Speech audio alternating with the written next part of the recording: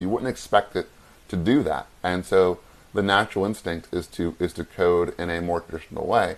But part of the elegance, and so as you're kind of getting to becoming a better C sharp programmer and really understanding the language, um, it's going to add that elegance to your code because it's going to be lighter and more concise, and you're a little closer to the metal.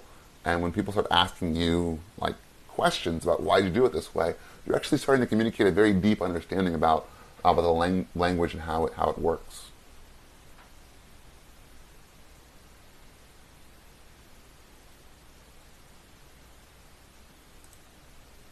Okay, so it's so we've done some fun stuff here, right? And so we really said that even though everything in the game has a description, we can really differentiate between players, monsters, and whatever have you, and how these things are constructed. And we might see that we want to do the same kind of evaluations we're doing here for a monster. And there's also a lot to be decided here. You can say, well, if it's between 100 and 120, then do this. If it's between 130 and 150, then say this. Um, all that fun stuff. We won't go into that here because we just want to get rid of these error messages. So, inside Army Vet, I did that. And then I'm going to utilize missing members.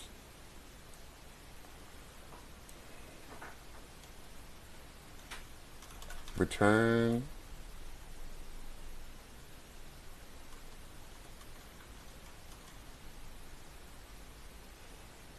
Okay, the carpenter looks tired.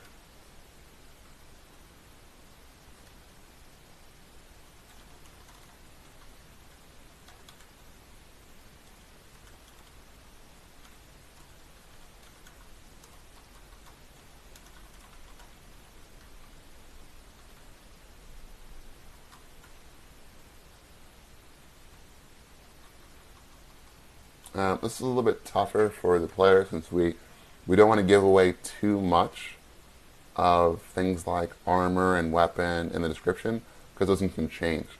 But for our non-player characters and our monsters, um,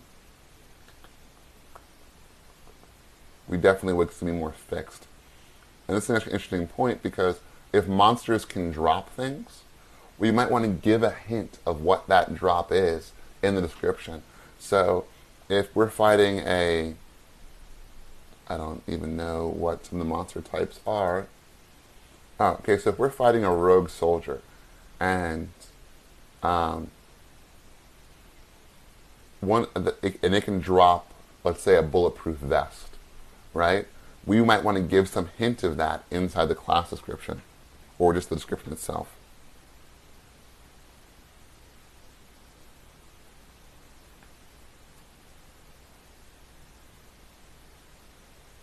I wrote severs instead of serves.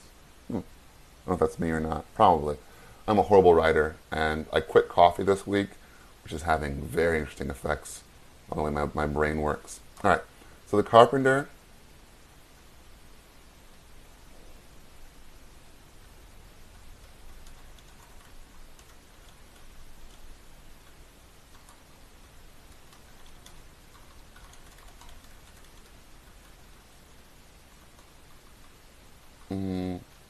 I don't even know what to say.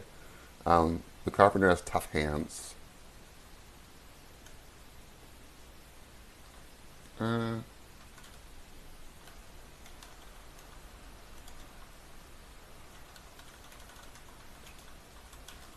not going to spend too much time here.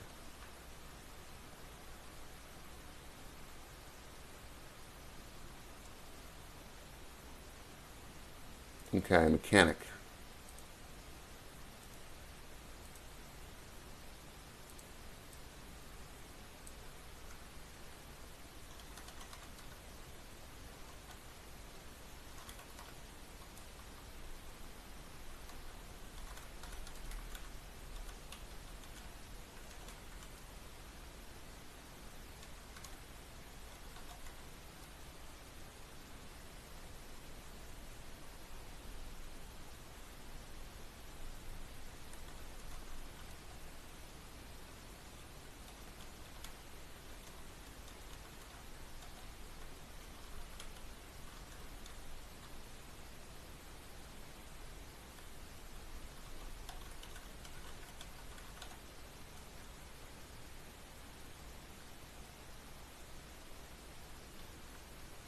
Strophium says, supposedly doctors say coffee is healthy now, just the cream and sugar aren't. I have I have certain impulse control issues when it comes to stimulants. Um, Same thing with sugar. If you put 5 cookies in front of me, I'm going to eat 5 cookies. And so, like at work, we've got like a pot of coffee that seems to be always full. I'm gonna drink. I'm gonna drink that coffee. Um, Eshkadite says, "Love coffee shops, quit coffee." Yeah, I'm going to herbal tea, which is like all alternatives to vice, is less exciting, less rewarding, but we're just gonna see what happens. All right.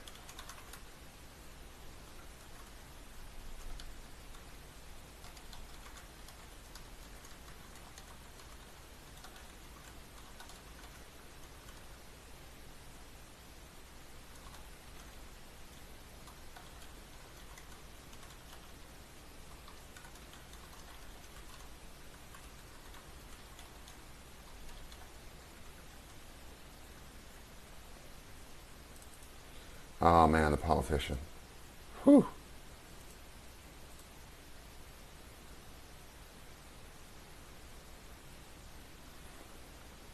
Politician, man. I'm very tempted just to say return.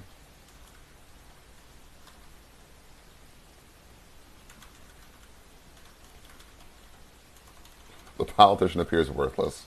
I'm so tempted just to write that or just some degrading kind of. Uh,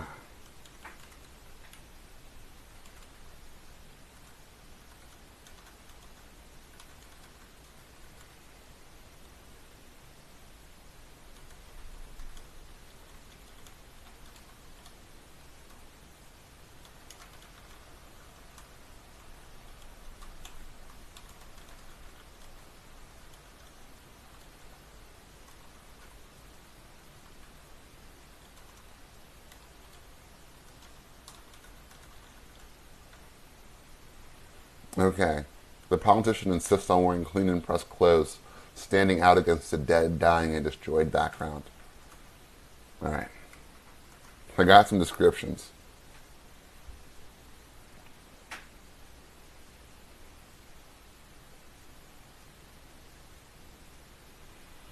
Strophium says, I know exactly what you mean. The place I'm interning for, I just started going on site now that school is over. They maintain a coffee pot, and the CEO really likes nice coffee. Long story short, I'm always buzzed. Yeah, it's man, coffee and code. That is it's a good combination. It's like drinking and smoking, I guess. Something about it just goes together. I also like really good beer and really nice wine as well. And I tried collecting those for a while, and I realized very quickly that there's this kind of folksy saying that it's like stay ahead of your habit, and I didn't really know what that meant until I was trying to collect beer, but I had to collect it faster than I was drinking it, which, you know, if you're really going out there and you're shopping, you're buying like a bottle a week, like a 750 of like a really nice Belgian quad or something. Does that sound too frou-frou-y? I don't know. I don't know if Belgian quad is the working man's beer, but so you buy one of these like nice beers, nice bottle of wines a week. Well, if you're drinking a bottle of beer or a bottle of wine a week, it's not a lot, but suddenly you got to buy 2 bottles a week because you want to collect one. Anyway, first world problems. Okay, so I've got my descriptions in there, and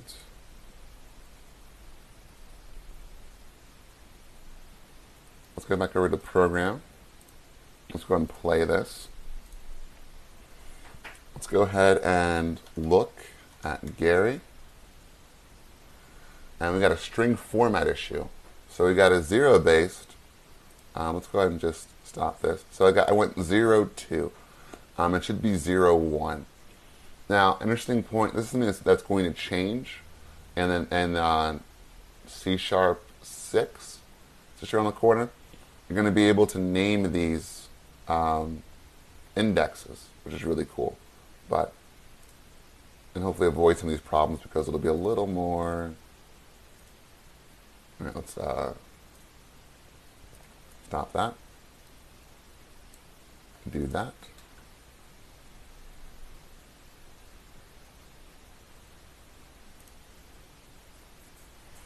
Cassiopeia says, in my opinion, you have a very clean coding style. Unfortunately, this is not common, not even in professional context. I absolutely agree, which is why I really like this idea of watching people code. Just a lot. Like I think that if people get out there and you have this kind of community around showing up, this is how I do things, I think it can elevate what's considered to be good code. So hopefully, I'm not saying I'm the best or even close to the best. Actually, that sounds very pretentious. I think that as another rant, I think that whenever anybody says I'm not saying I'm the best, what they're really saying is I think I'm the best, right? Like, hey, look, I'm not saying I'm the best guy here, but you are though. You're saying that's what you're saying. So I apologize, but I do think I've worked pretty hard to make things structured, and these katas are as much for me as anybody else. But I think that even at my humble level, when people ask questions or point things out, and I challenge that understanding, I take something away, you take something away. You go into work on Monday, and your style's cleaner, my style's cleaner, and everybody wins. There's already been a few things I've learned from other developers from watching them code, and I've been like, oh, that's smart, man. That's mine now. I'm taking that.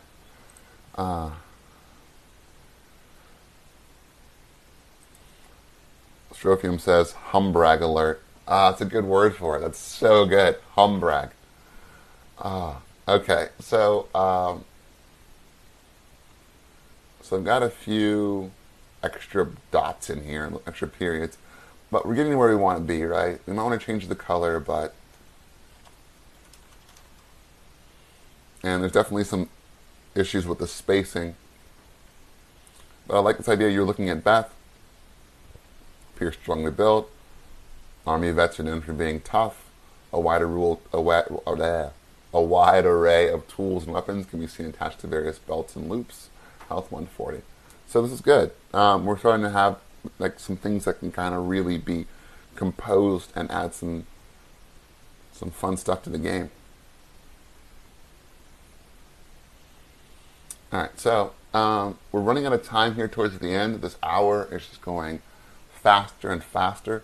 I really hope everybody's getting some good stuff out of it now that we're actually writing the game.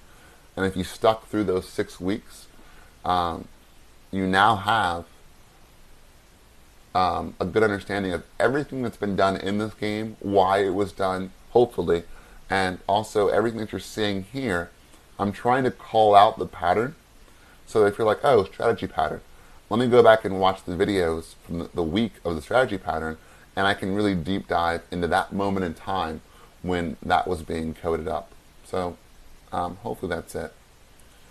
All right, so a few minutes left. Let's look at stamina. I don't want to say not applicable or not available. I want to actually show, because that's a big part of the game. And we also want to check that state at some point. So when you hit somebody, you're using stamina, and you got to be pretty smart about how you leverage that. So you should know, like, let's say that the algorithm for hitting a zombie is like your attack,